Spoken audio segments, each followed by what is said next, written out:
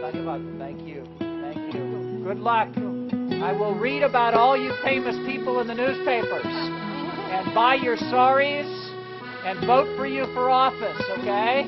I wish you the best. Thank you.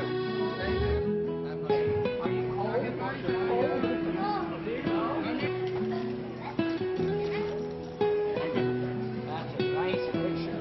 Can I get your autograph on it? Can you sign your autograph for me? Okay. Thank you. Thank you. India is as a global partner to the United States. How we're working with India on economic and trade matters, how we're cooperating with intelligence sharing and on counterterrorism operations. Education is one of the most important endeavors that these two great powers can work together toward. And today, with my visit to this new school, announcing that Secretary Clinton's initiative of a $100,000 grant to help SEWA and the Pearl Academy of Fashion begin this operation to educate India's future is one of the most important visits I can make in India. Very proud to be here to partner with these great organizations and very pleased to see and meet the young women who will benefit from the education in the future. As I've said before, all over India, I'm very impressed with SEWA's organization and their work and their success. And when girls succeed, and when women succeed, families succeed, and when those families do better, communities do better, and nations do better. Very happy to be here today.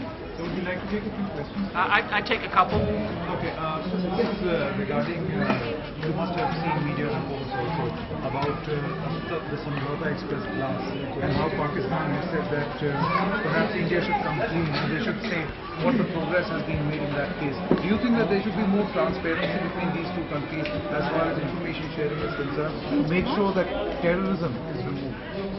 Well, as you know, when President Obama was here in his historic speech to the Parliament, he said that the United States and India, as two great global powers, can work together to make for better security for the globe.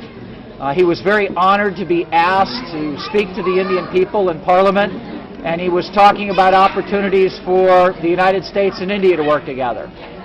That's the job that I'm tasked with as the United States ambassador. And as you've heard me say many times before, when India and Pakistan decide, as they have recently announced, that they will talk more in February, the United States applauds that and welcomes those communications and that outreach and that discussion. So out of the Samjhauta investigation, it has come out that some Hindu groups are involved in terrorism. Terrorism is also emanating from the Indian soil. I'm not going to comment on where I think terrorism emanates from. Terrorism emanates, as we've seen, from many places in the world. It can emanate from Europe. It can emanate from a cell, as we discovered on the 9/11 Commission, from Hamburg, Germany. It can come from safe havens in Afghanistan. It can come from different terrorist groups working together, like Lashkar-e-Taiba and Al-Qaeda and the Iqani network. It can come from Yemen, and it can even come from a person by the name of David Headley, who was in Chicago on his way overseas. That is why it is so critical for the United States to work with its partners, its trusted friends, global partners like India, to try to counter these terrorists, whether they're groups of 2 or 3 people, or whether they're cells of 10 or 12 people, or whether they're safe havens of hundreds of people. That's why I'm very proud to have signed the historic counterterrorism MOU last summer with India, and why the United States and India are working together in historic ways on mega police training, on forensic training, on border patrol, on maritime security, and even cyber security issues. Sir, U.S. is one of the provides the biggest military aid to Pakistan. Do you have any checks to ensure that this military aid is not used against India?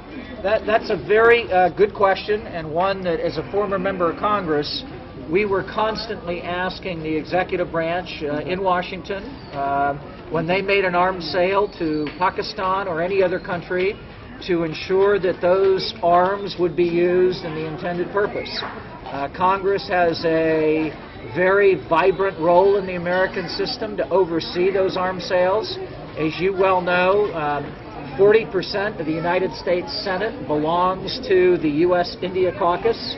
They're very active and vigorous in looking out after these sales. And as you also know, the Obama administration has shifted funding to economic and educational issues in Pakistan.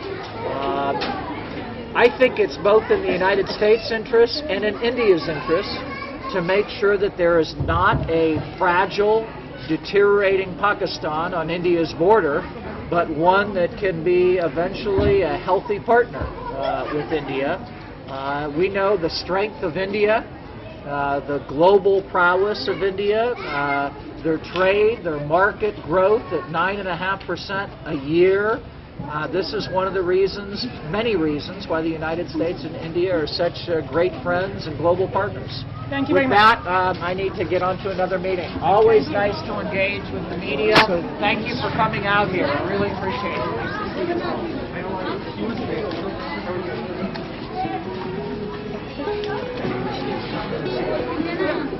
See you again. How are you? How are you? Good to see you. How are you? Yes.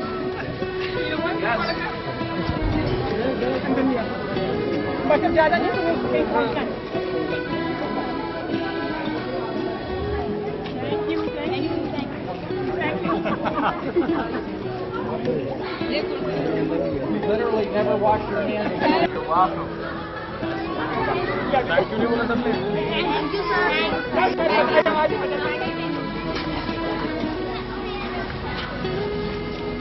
you, sir.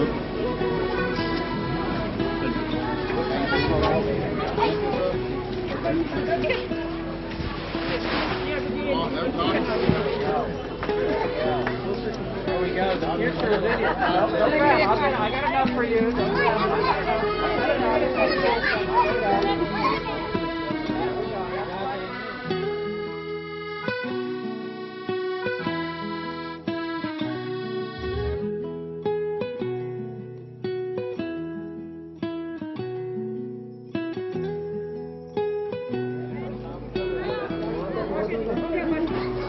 Okay.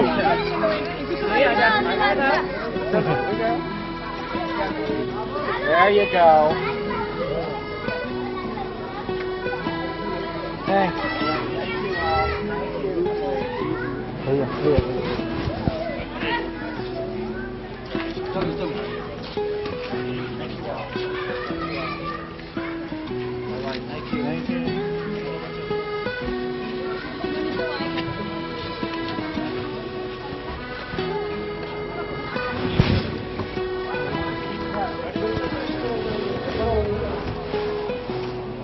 आप लोगों की गाड़ी ये बाहर को पड़ी है नहीं हमारी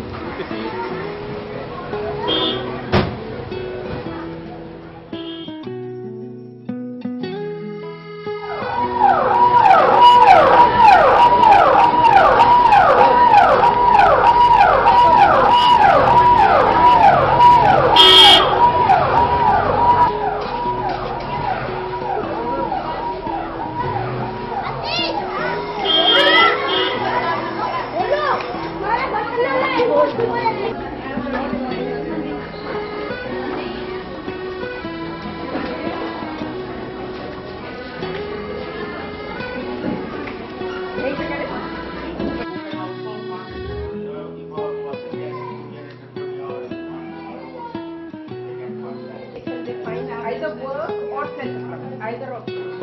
So if we can work that model out, right, then this training, these are the